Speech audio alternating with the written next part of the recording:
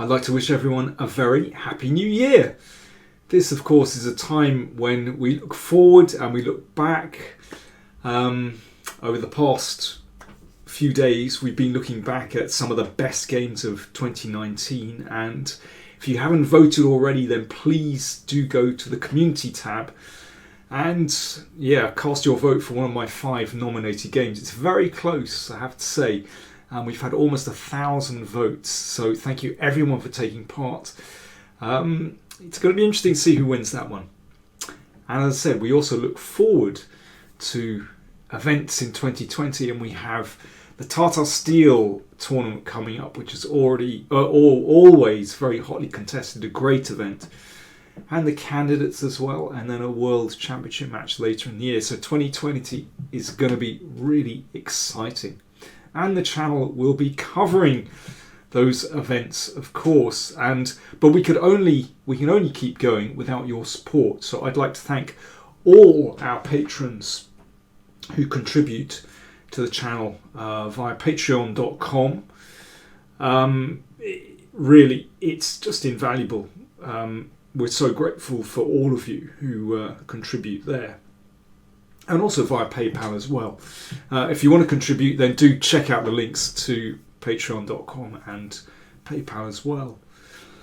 As I said, we've been voting on Game of the Year 2019. And I want to show you an incredible game that was played on the 29th of December 2019, just a few days ago. And, voting had already started. And so it was too late to include this one. I seriously might have included this in my Game of the Year. It is an absolutely sparkling victory.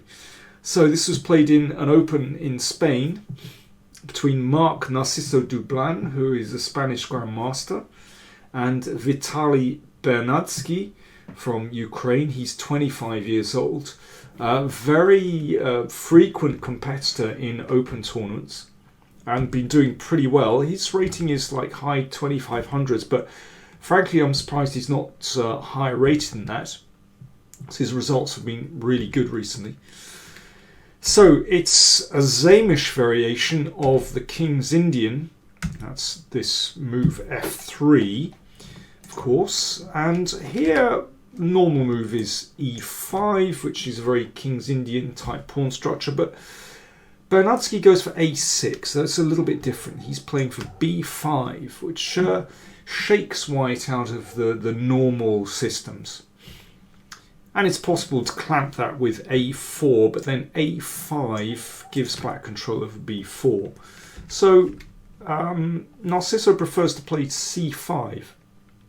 Interesting move, trying to, exploit the fact that B6 is slightly weakened. And it's a reasonable way of playing. Here, Narciso plays knight g3. Problem with knight g3 is that it's not really going anywhere. I think I prefer knight f4, actually, which has more influence over d5. So b5 comes. Black starts expansion on the queen side. But white at least has got castled and has managed to keep this nice pawn chain, nice strong centre. But black's chips away at it. Actually reminds me now of a position that can arise out of some variations in the Spanish, where there's this mass exchange on d4. And although black has an isolated queen's pawn here, it's difficult for white to actually get significant pressure on that. And black has really very active, very harmoniously placed minor pieces. And over the next few moves, I'm surprised that white didn't play queen d2 and rook d1. Seems to me the most natural way of playing the position. But rook e1, bishop f1, okay, this is a normal way of kind of tucking the bishop out of the way, but still, these rooks look pretty good here on nice semi-open or open file. And again, queen d2 looks natural to me. And yeah, black's knight looking really good here. Might spin into c4, might come back to c6. Queen b3. I think this is basically in the wrong direction, but let's see what happens. Bernadskiy exploited this very nicely with h5. And this is now a serious threat to ram the h-pawn up the board and just to break up black's pawn chain. It's really not feasible to counterattack in the middle because this would weaken too many squares.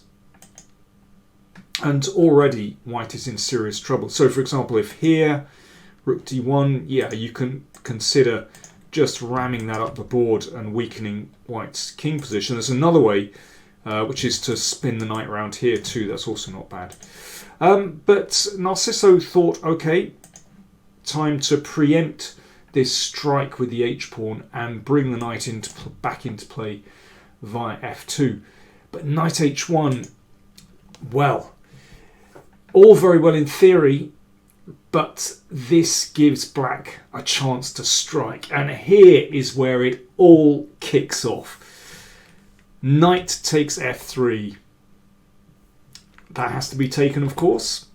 And now a second sacrifice. Knight takes e4. This is where things absolutely blow apart. So lots going on here. Lots of captures available. In the game, pawn takes knight was played. Well, we need to look at what happens on bishop takes bishop. But now, here is the point. This diagonal has opened up. You can see the queen on completely the wrong side of the board. Check. If bishop g2 blocking, then queen c5 is very nasty indeed. The king steps there, and knight d2 is actually checkmate. So queen g5, check.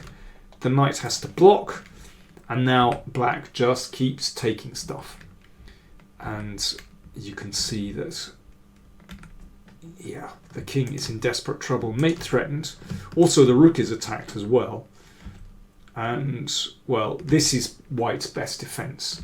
So mate is covered on g2, but now you can see this rook is loose. And here, this is completely winning. I mean, the king is just too exposed. This bishop actually can't be saved. If the bishop spins back, then queen f4 check. And white's king is just going to be cut to pieces. So let's go back. This is an important position. What else have we got? Well, what about just bringing the bishop back to cover g5? Well, incredibly, just knight g5, really simple move. Threatens knight takes pawn check. And, well, if bishop takes, then once again the queen comes in. And this is just too much for the king. Bishop d4 check threatened. h4 threatened. I mean, there's too much to deal with there. And one last variation here. If knight takes knight, bishop takes. Now, black is still a piece down, but all the tactics work. Just watch this. And it's this loose rook again. We take here, and then queen g5 check picks up the rook on c1. Simple double attack.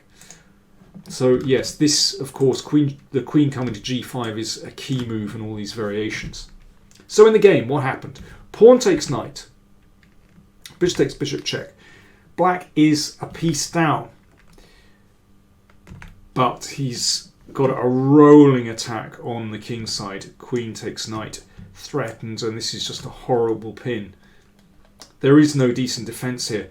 In fact, black could just roll the rook up the board and come across to the king side, but watch what happens now. Rook takes knight, and now queen g5. If the king goes in the corner, then it just gets cut to pieces by these bishops. If that's taken, there's mate on g1. Let's come back. So queen g5 check. So that has to be blocked. And now rook takes again. So black is a whole rook down, and various things are on prise here, but it's gone, of course. If pawn takes bishop, that is actually checkmate. And if rook takes, bishop takes, and no decent defense. It's too much. So king f1. And now here is where it gets truly spectacular, because having given up a couple of pieces, having given up a rook, black now gives up the queen. This is amazing. All his Christmases and dreams came true at this point. Rook takes rook, checks. And now he's given up the queen, but this king just gets caught in a crossfire of bishops and the rook. If the king comes up, then actually it's going to be mate. Just watch this. We get there. There we are, rook f3 mate. In the game, knight e4 was played. But it doesn't help white. And here white resigned. Pity, you know how I like to see a checkmate on the board. So let's just see. Well, we could give up the rook. But actually with the king at the side of the board, well, you can win in various ways. But this will do the job. Threatening bishop f5 and mate. And one last variation. If the king steps up to f4, rook g4 is checkmate. Wow. Just a sensational win. And that's my best game of the last 3 days of 2019. I really would have been very tempted to include that in my best game of 2019. But anyway, do vote. Vote, please. Go to the community section on the channel. The link you'll find in the description if you want to get there. Oh, if you want a recap of those 5 games, my nominations for the best game of 2019, then do check out the Hangout where I went through all 5 games just to give you an overview, and do base your choice on that, and you'll find the link to the Hangout down there in the video description as well. Thanks very much for watching, and the best of luck for 2020. See you later.